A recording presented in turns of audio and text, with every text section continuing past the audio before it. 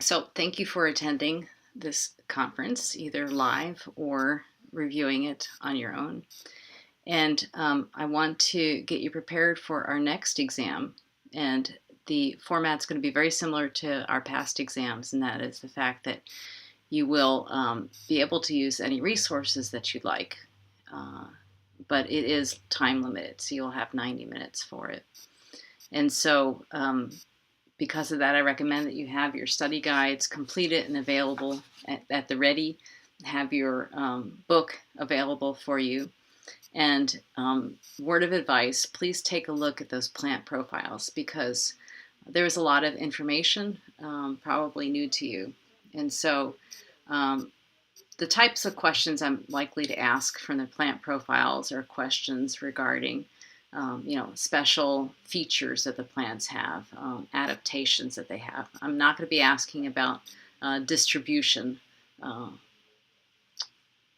not anything that specific. More like adaptations, pollinators, dispersers, anything unusual about the plants.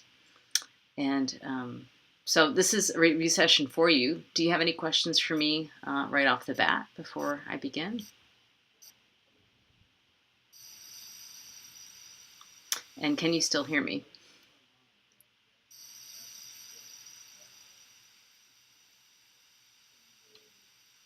Okay. All right. So just stop me anytime if you do have any questions. So I wanted to talk about some highlights from our last couple of weeks.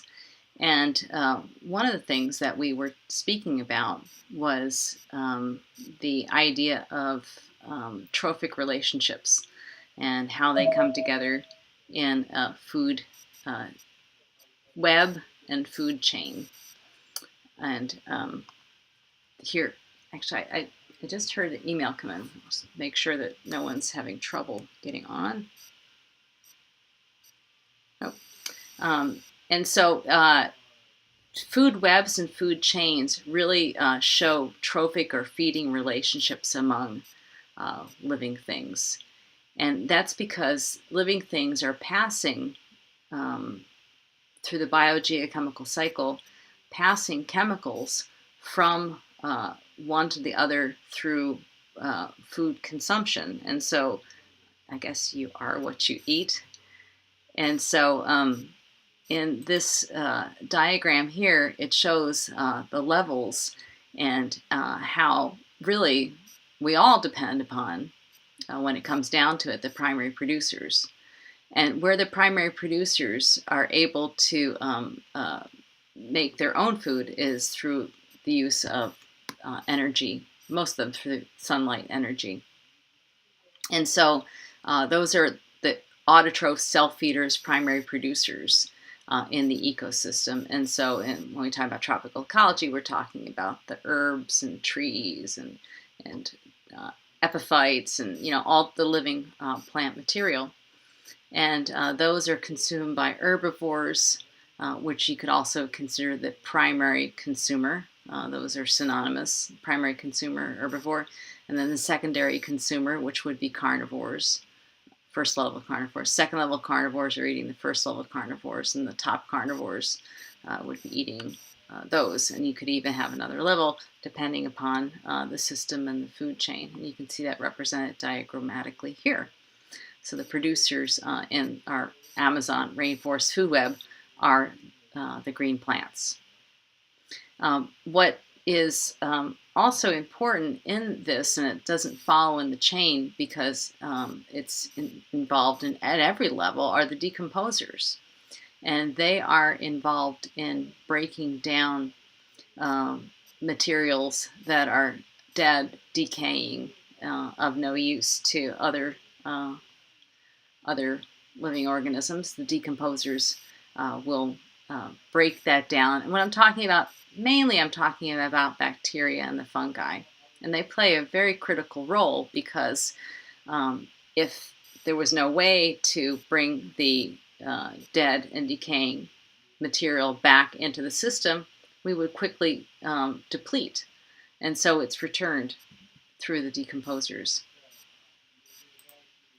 Oops. And this is just another representation. I found a really nice figure of Amazon food web and some specific producers, actually trees that we've talked about in class, the Brazil nut, jackfruit, avocado, bananas are some examples of producers. Some primary consumers, like I said, you could also consider them herbivores, would be agoutis, morpho butterfly, macaw, three-toed sloth, since tapir, hummingbird, they all are eating and depend upon plant material. Whereas those are consumed at the next level, harpy eagle, jaguar, etc., boa constrictor, and then decomposers being bacteria and fungi. So this is super complicated to look at, and quite honestly, this probably doesn't even represent the complexity that is out there. I don't think any food web has ever been completely described because it is very lots of connections, lots of dependencies.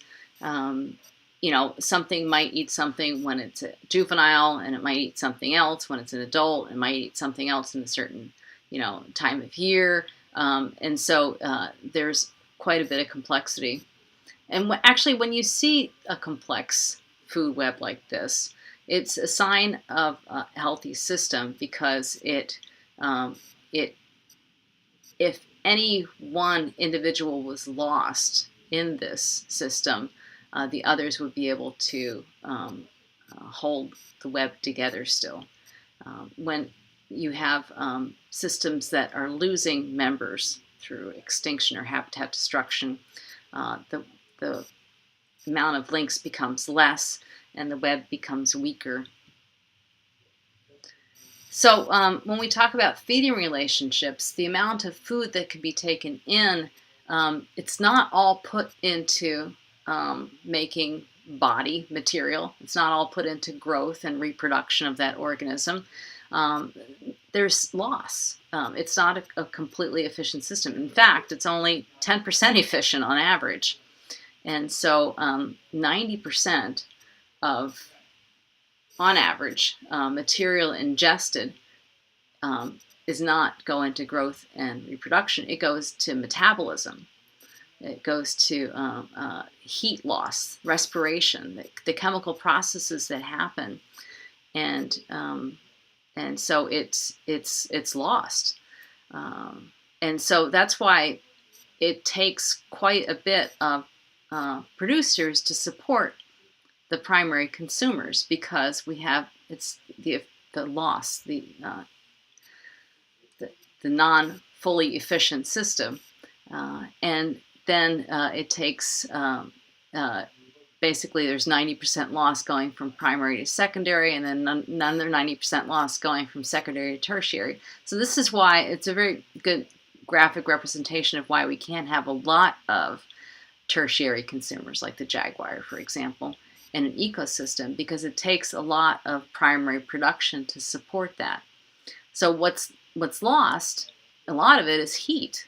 You know, there's fecal material loss, but then the decomposers can go for that. But it's heat, heat through metabolism. And if there was no way to add energy to the ecosystem, quickly things would fizzle out. But fortunately, there is a way to continually add energy, and that's through the sun's energy. And so I wanted to talk a bit about keystone species, and the agouti is very important for the Brazil nut tree because the nuts that have such a hard shell that they wouldn't be able to be productive unless the agouti was there to open their seed pods. And so we see these kind of dependencies occur in complex food webs. Another keystone species would be the orangutan, and they are really important for dispersing seeds, especially in systems where, you know, interior of rainforests, when wind can't be a source of dispersion. And so, being frugivores, they like to pick up fruit and eat it. So anyway, the point is to talk about keystone. And keystone species is one that it might not be represented in great numbers. It might not have quite a bit of biomass, but their role is key. Their role is instrumental, and so especially these large animals, if they are removed from a system, there's really no great way for the species that are the plants that are dependent upon them to disperse their seeds, and so they are play an instrumental role, a key role, keystone species.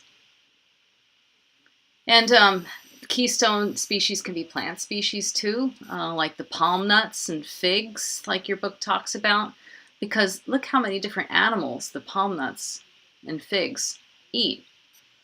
And so their presence is very important. Beyond their importance is beyond what their numbers might indicate. They have an inordinate amount of influence and importance in systems. Okay, so this slide is to talk about ways that organisms are avoid being eaten, avoid predation. So this is a gecko, believe it or not. Looks like dead leaf matter. We got cheetah, and we have this tapir. And they all have ways of camouflaging, really blending in. This one is meant to look like a leaf, of course. Because of the spots or the stripes, it breaks the outline of the animal. And so it's kind of a different way, a disruptive way to help the organism be more elusive, so it can sneak up on its prey easier or hide from predators. And this is quite the opposite here, right? This one is aposematic coloring, which means coloring that is giving a warning signal. You don't want to eat me because I have toxicity or I taste bad. And so there are two different tactics, and you can see this one really stands out against the background. So plants have the unfortunate circumstance that they can't escape.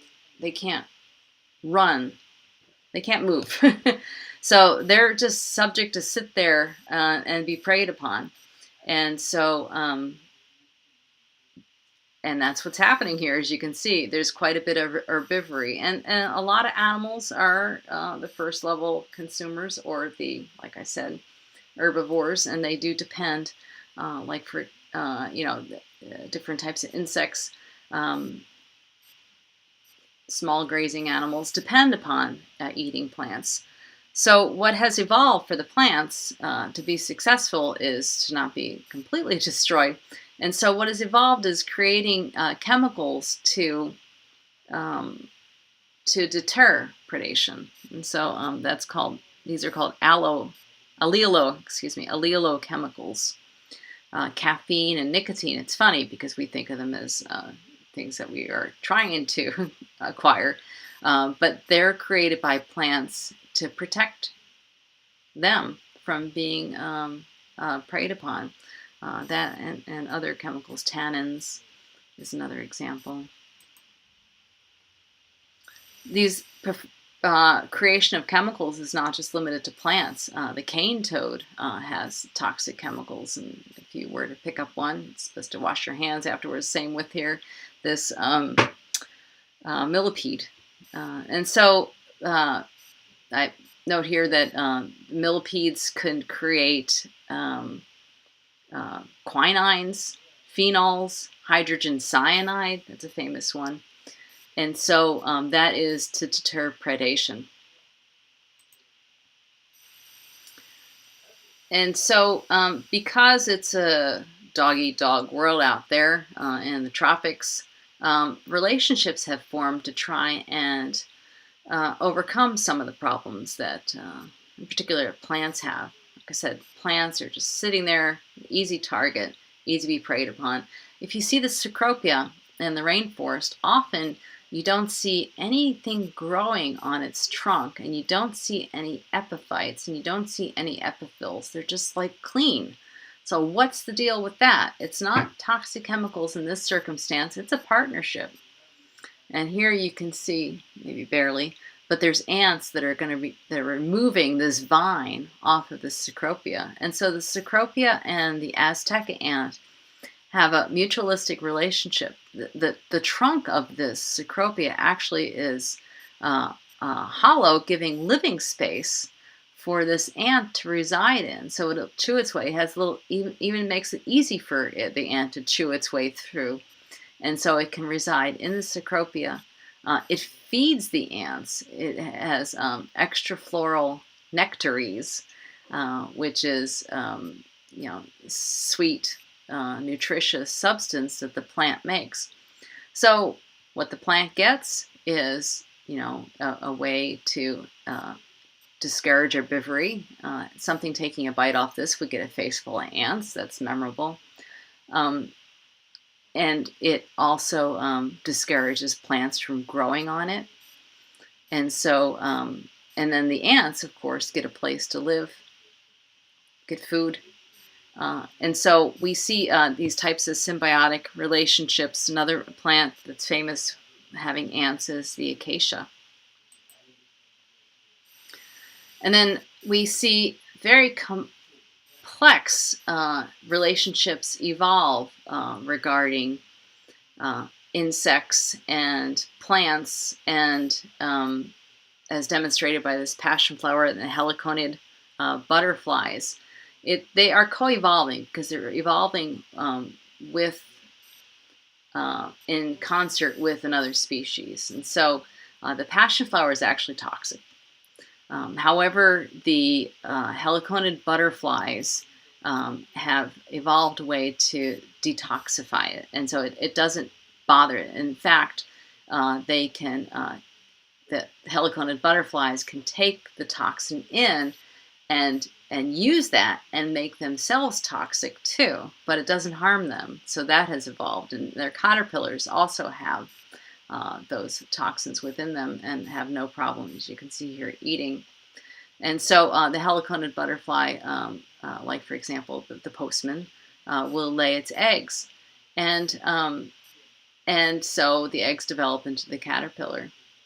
Well, since that didn't work as a deterrent to the poisons, since that didn't work as a deterrent to this butterfly, what the plant evolved was having these egg-like markings that look, as you can see, like the eggs of the heliconid butterfly. So when the butterfly goes by, it's like, oh, that leaf's already taken, I'll go find another plant. And so it's this coevolution is a back and forth thing where features evolve over time and forming this complex relationships that occur. And I wanted to also talk about herbivory, other tactics for dealing with toxic allelochemicals are like in this howler monkey, and that is eating them slowly. So eating certain leaves, maybe eating younger leaves that don't have as much of the toxin, and they have a digestive system that will digest the leaf slowly. And if they mix the leaves and don't eat a lot of the same kind, they can deal with the chemicals. Which reminds me too of the adorable sloth. And the sloth, another tactic they have is being slothful, and so they just don't require a lot of energy. So they digest their material slowly. They move slowly. They have actually a specialized pouch to assist in digestion, and they only eat a few kinds of plants, and that helps for them to avoid that toxicity. So I'm going to move then. That was chapter 8. Do you have any questions on chapter 8?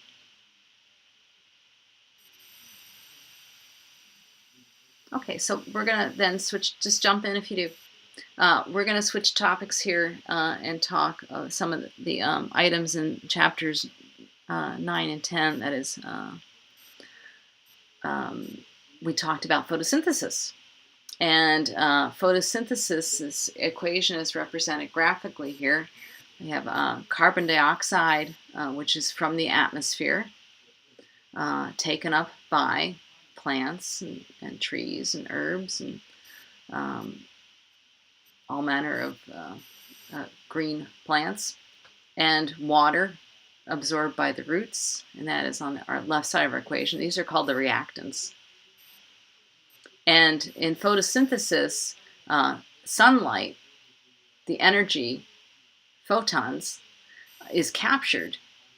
And plants can do that. They can capture photon energy, light energy, and use it to create chemical energy that they can, in their chlorophylls, which can then drive forward these reactions to create glucose and water and oxygen. And so this is of significance to us for so many reasons. One is that it's taking CO2 from the atmosphere. And so that is, you probably know, our waste product. And so us and all the other heterotrophs, animals, fungus, everything that doesn't make its own food, basically, releasing CO2 into the atmosphere, and then not to mention the fact that we do burn fossil fuels, so that CO2 is being taken up. So that's significant, and they're able to use that. It's an inorganic form of carbon, but they're able to use that to convert to an organic form, and so they create glucose. Well, glucose is the source of food and the base of the trophic relationships that I was referring to, and so either we eat the plant material or we eat something that has eaten the plant material. But when you boil it down to the food web, to the base of the food web, it all comes down to a producer having produced this glucose. Some, of course, it uses it for itself and uses to create, the cell walls and the material, the cellulose, and, the material of it. But some of it then is used by the plant for its energy and metabolism, but then others is used as food for the organisms that eat these plants. And then the other significant thing that's happening here, of course, is producing oxygen, which we absolutely require. Animals require oxygen. We need it for carrying out cellular respiration. So we have the plants and other photosynthesizers to thank for that. So talking about CO2, unfortunately, we're in a time on planet Earth that it's rising. It's rising dramatically. It's over 400 parts per million at this point, and that is, we're getting into levels of CO2 that have not been reached at any time that mankind has been on the planet, and so and they're going up. And so this kind of underlines the importance of, if we have CO2 increasing, we need to get more of it out of the atmosphere. We need to encourage our forests. There are some major photosynthesizers. They are taking up quite a bit of CO2. And instead of burning forests, which would have the opposite effect, because burning fossil fuels or burning wood releases CO2 and thus adds to this problem that we have. I say it's a problem because, as you probably know, carbon dioxide is a greenhouse gas. And so greenhouse gases trap radiant heat on the earth. And so it's causing global warming. So photosynthesis carried out by our plants.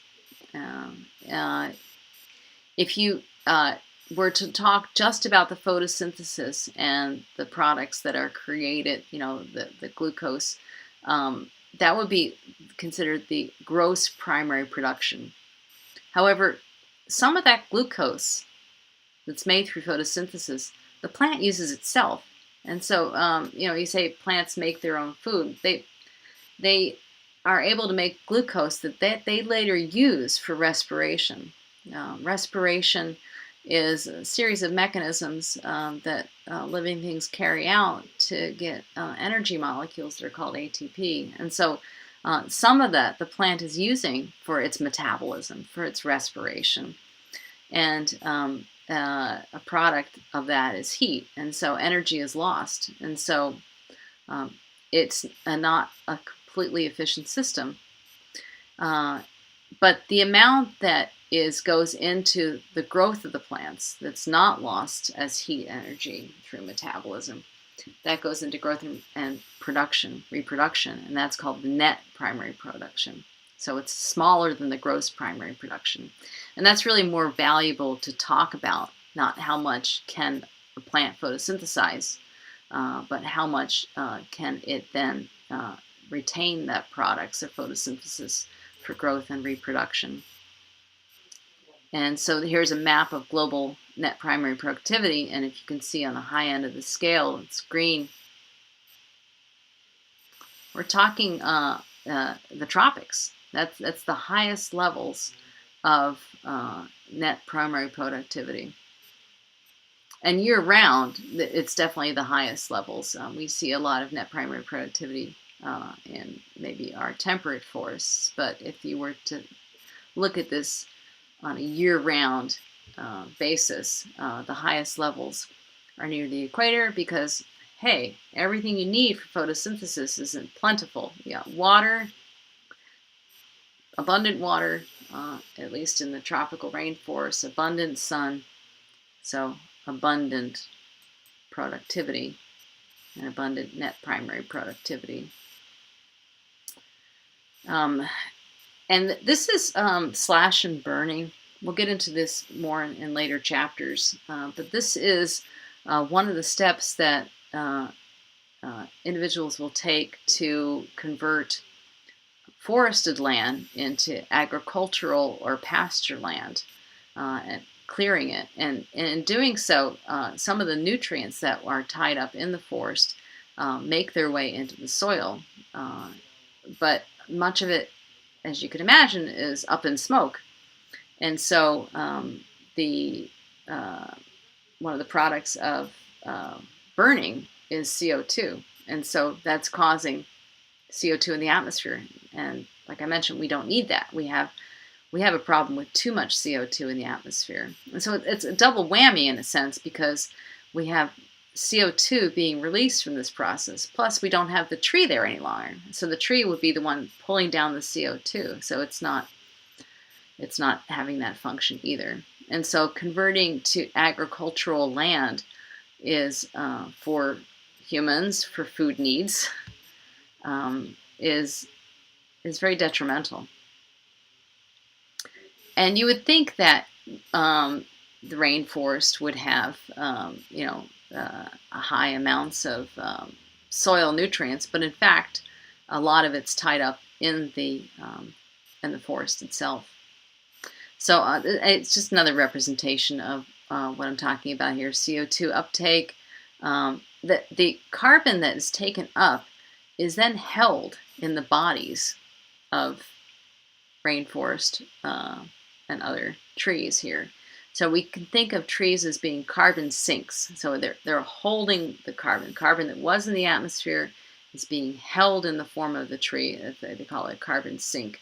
But through decomposition, it can then microbes. It could be then released.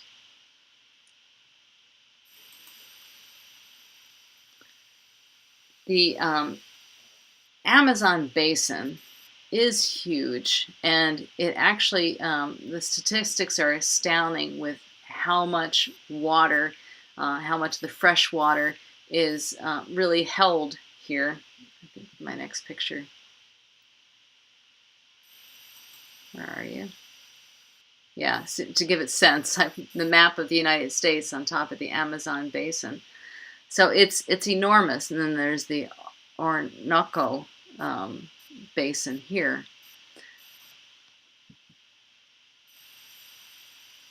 which is just adjacent to it. And they're actually connected. You know, one could sail from the Atlantic Ocean through the Orinoco basin and out the Amazon River. So this tremendous amount of land here is enormously important for our planet as a whole. You know, you can consider it being the lungs of the planet because the incredible amount of photosynthesis that's happening. I guess it's a blank there. And what happens is there's an incredible amount of rain. Because it's on the equator, there is a wider diameter at the equator, and so there's more wind movement at the equator. I'll show you a figure in just a minute on that. And so what we have is wind that is moving generally from the east to the west as the planet moves, and because we're at the equator, it's warmer, and warm air rises, and so we have warm air rising, and then it hits the Andes Mountains where it becomes, you know, much higher and cooler, and you know, the Andes there block the movement of water, and so there's quite a bit of precipitation that happens because the warm, humid air is cooled off and falls. And so because of the location, because of the massive amount of forest there, because of the warmth, it causes an incredible amount of freshwater rainfall. And here's the picture I was referring to. So here you can see, this is the ITCZ band, and you can literally see the cloud band here.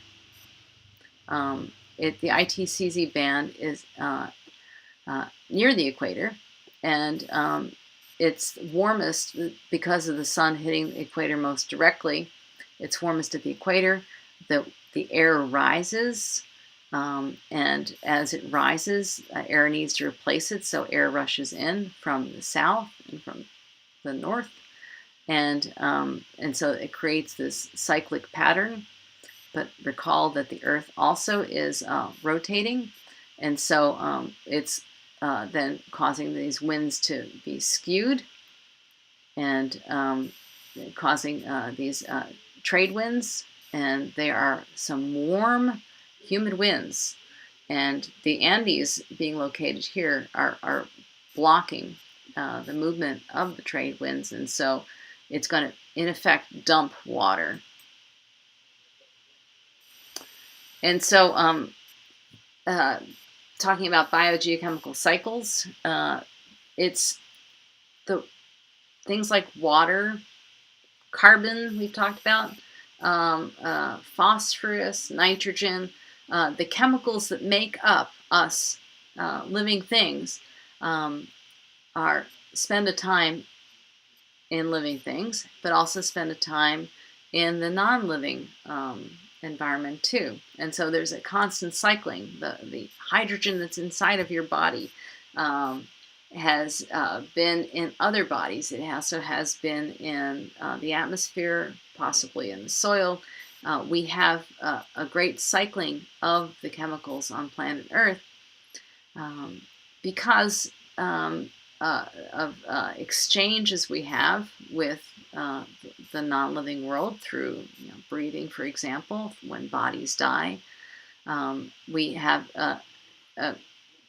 alternating between being in the living and the non-living, and we can see that happening with water as well. And by deforesting, we're disrupting this biogeochemical cycle. Having forest acts like a sponge, so forest keeps water around it. It absorbs the water in the bodies, and then through evapotranspiration, it will evaporate evapotranspire from the plants into the atmosphere, making the atmosphere humid and rain again. But when areas get deforested, they can become desert. So I wanted to make sure and mention our decomposers. They're really important in this biogeochemical cycle because the fecal material, the dead decaying matter, branch, leaves, dead bodies, that the chemicals in all of those are not lost. They are going to enter the system again. They're going to be broken down and rather rapidly in tropical systems because of this. Like I mentioned, the soil is rather nutrient poor, and so anything that falls to the forest floor is fair game to get back into the system. And since you have so much life there and so many decomposers to break it down, we quickly get it back into the living system. So there's the forest floor. Leaf litter, not especially thick because of the rapid rate of decomposition.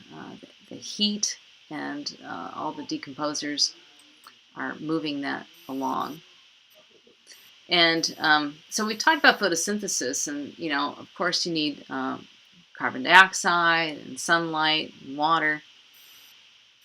But plants don't just need those things. Plants need a lot of things, actually, not in large amounts. These are in smaller amounts, these more so.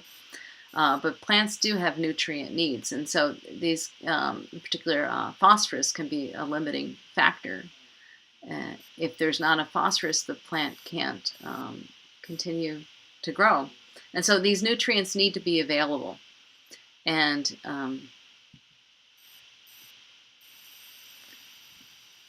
in a system where there's a lot of rain, what happens a lot with nutrients is they get washed away. So what the plants need is being runoff. It's being dispersed, and so the plants will have difficulty acquiring it because of the massive amounts of rain. Drip tips have evolved with that in mind because if it's a quick way to get water off of a leaf, there could be leaching of the nutrients off of these leaves if water was just sitting there. So drip tips will help bring the water to the base of the plant as well. And so, as I was mentioning, the soil in tropical rainforests is not particularly nutrient rich. Ironic, because it's such a biodiverse and abundant and lush habitat. But that's just because those master decomposers are quickly recycling the material.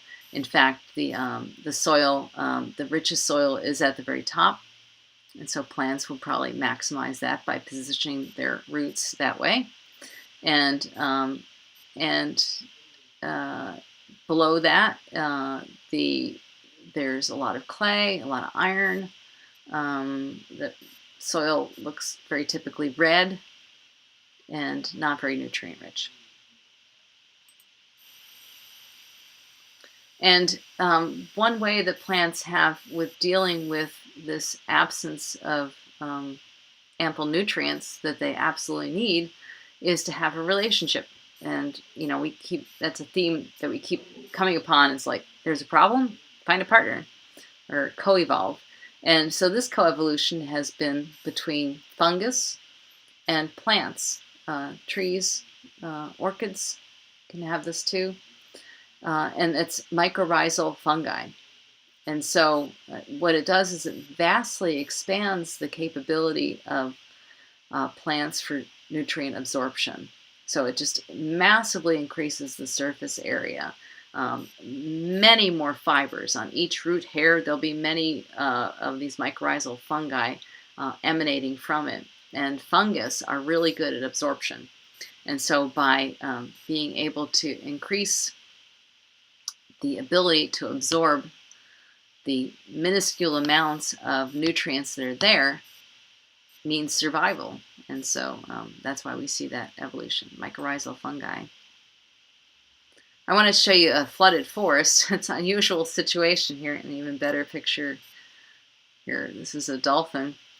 And so this happens sometimes in the Amazon, and it's an unusual habitat that the forest floor is actually submerged in water. So that would, as you can imagine, drastically affect this ecosystem and what can live there.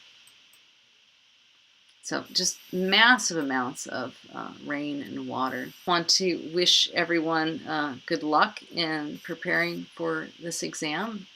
Thank you for participating in the discussion on bananas and banana production. And yeah, like I said, do make sure to make time to take a look at the plant profiles that your classmates have created for their presentations. They're very excellent, and I think you'll learn a lot from it.